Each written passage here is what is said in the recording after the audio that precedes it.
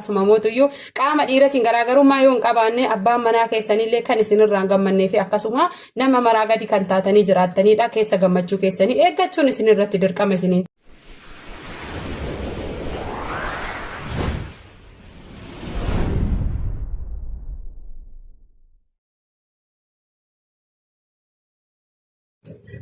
Assalamu alaikum warahmatullahi wabarakatuh. Jirra jirtu hordoftoota fi kabajamtoota Razaan Oromoo hundi keessan baga jiraattan.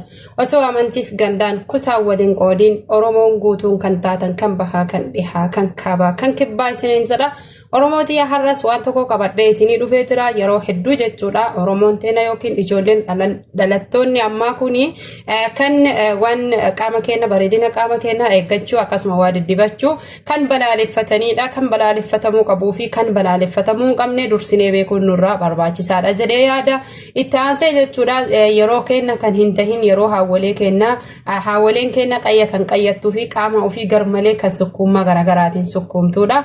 Garuu darbee amma yeroo san qayya yoo jedhan namoonni hedduu jechuudha. Akkasuma immoo wantoota hawwaleen teenya fayyadamtu akka aadaa moofatii fi akkasuma faashinii isaa tareetti kan of duuba deebisanii tuffatanii jechuu barbaadeeti. Kanaaf Razaan ammoo kana balleessitee aadaa ofii san deebistee haala ammayyaa taheen isii wajjin kan hojjechuuf murteessite akkasuma of qabdellee.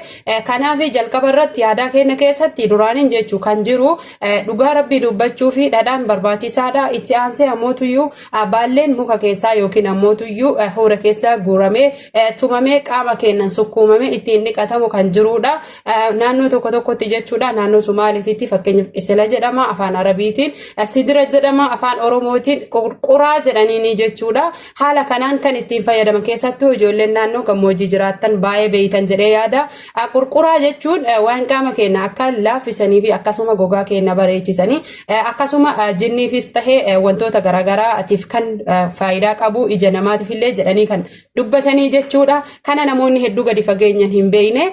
Hayyee haa ta'u uummata heefuyyuu qurquraan yoo hin jiraanne yookiin sidira isa jedhamu yookiin qasil isa Sumaaleen jedhamu kun yoo hin jiraanne maal godhuu qabna kan jedhuu fi yaada bareedaa wayii qabadhee qaama keenya laaffifachuuf akkasuma bareechifachuuf dhugaa rabbii isinitti hima. Shamarran feetanuu yoo ta'a dubartiin barbaadan qaamni keessan goggogaa tahee akkasuma mootuyyuu qaama dhiiratiin garaagarummaa yoo hin qabaanne abbaan manaa keessanillee kan isinirraan gammannee fi akkasuma nama maraa gadi kan taatanii jiraatanidha. Keessa gammachuu keessanii eeggachuun isinirratti dirqama isiniin jedha. Asitti har'aa sababa kanaaf jecha kana oolchuuf qurquraa waan hin qabneef akkasuma muka qayyallee waan namoonni tokko tokko tuffataniif haala ammayyaatiin ammayyeessee aadaa keenya san hanga takka fakkeessee isiniif qabadhee dhufee jira. Asitti kan argitan kun girisiliinidha. Girisiliinii namni hin beekne hin jiru. Girisiliinii biyya keenyatti ijoolleen teenya jechuudha tan magaalaa irraa qabee hanga baadiyyaatti girisiliinii harkaaf akkasuma lukaaf fuulaaf kan oolfatanidha.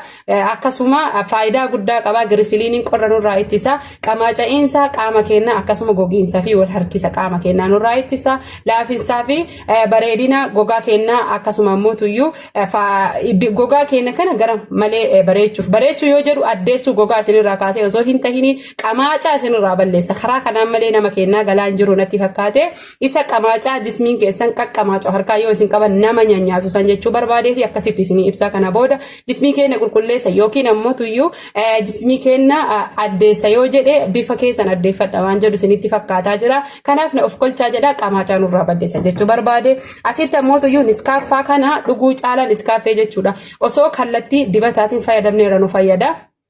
Niskaaffee dhugiitii irratti keessattuu dubartii irratti miidhaalee hedduu akka qabu qorannoon saayinsii barsiisee akkasuma beeksisee jira illee waan ta'eef irraa ogeessi nu ittisee jira. Niskaaffee dhuguu caalaa haa fayyadamnu isiniin jedha. Niskaaffee kana waan yeroo hedduu dhuguuf jecha jiisuu waan hin barbaanneef qaama kiyyaaf akka faayidaa qabu waan beekuuf itti fayyadamuuf dhufe.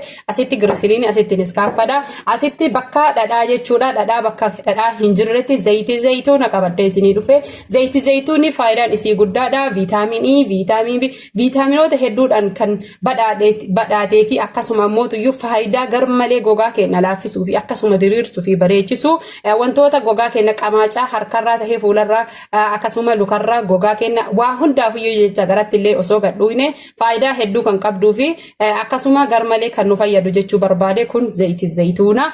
Asitti isaanii kana keessatti kan argitan obboloota kiyya sukkaara hoo maal barbaaddiin jedhina Razaan yeroo xiqqishuu yookiin ani yeroo xiqqishuu halkanii sukkaara garmalee jaaladhuu fi nyaadhu garuu sukkaara amma yoo nyaadhee jedhe faayidaa naaf hin qabu akkasuma dhugiitii kiyyatti baay'ise garmalee dhiibbaa waan narraan gahuu fi hin fayyadamu garuu kallattii ittiin fayyadamutu jira sukkaarri faayidaa hedduu qaba gogaa keenyatti yoo dibanne kallattii isaa beekne akkaataa isaa beekne gogaa keenya laafisuu diriirsuu akkasuma qaama caanurraa qulqulleessuuf gahee guddaa qaba isiniin jedha har'a shaaworii osoo hin seenin dura qaama kiyya akka aadaa oromootitti dubartiin torbaanitti al tokko yoo xiqqaate kan wantoota sukkuumamuu fi dhadhaadhaan qaama ofii sukkuumattee jettuudha aadaa durii ajdaada yookiin akkawoota teenya keessatti guyyarraa kan qayyatanii dhadhaa mataa dibatanii boodasanii dhiqatanidha kuni waan hin jirreef razaan garuu torbaanitti al tokko kana godhuu dirqamtee jirti sukkaara amma gara hojii kiyyaa haaseenu asumaan isiniin jedha asitti kan argitan niskaaffee maankaa tokko fuudhee isaanii kanan naqaa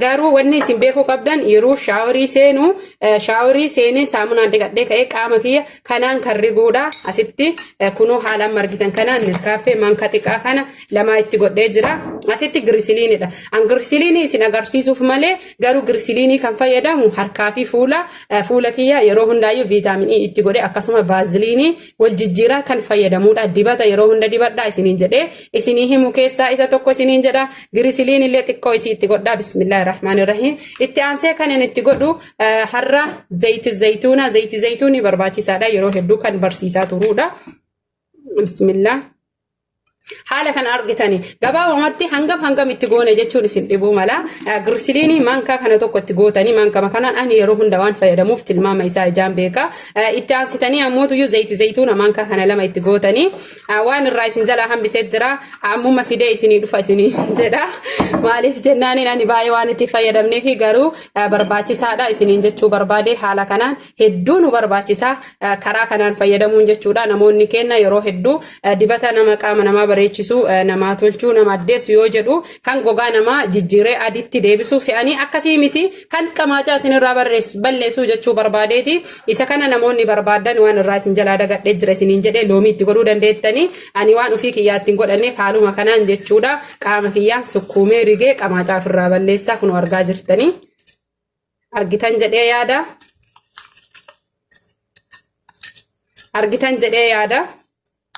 haala kana fakkaatuun hordoftoota fi kabajamtoota kiyyaa jalqaba saamunaan qaama keessan dhiqattanii kaatanii osoo hin bahin jechuudha qaama keessan daqiiqaa 5 fi ittiin riidanii qamaachaa akkasinirraa qulqulleessu boodasanii bishaaniin lalla'attanii isinuun argitan qaama keessan laafaa miidhagaa bareedaa wayii taha kanaafi abbaa manaa keenyas tahee jireenya keenya bareechifannee jiraatuun numa keessa waan jiruuf jecha haala kanaan qaama keenya bareechifannee haa jiraannu isiniin jedha hanga walitti deebinutti turtii gaarii garuu chaanaala Razaan Oro subscribe gochuun like gochuun akkasuma share gochuun na bira dhaabbadha waan baay'ee qabadhe kan isinii dhufuu fi isiniif hojjechuuf uf qabe isiniin jedha hordoftoota fi kabajamtoota kiyyaa nagaatti horaa bulaa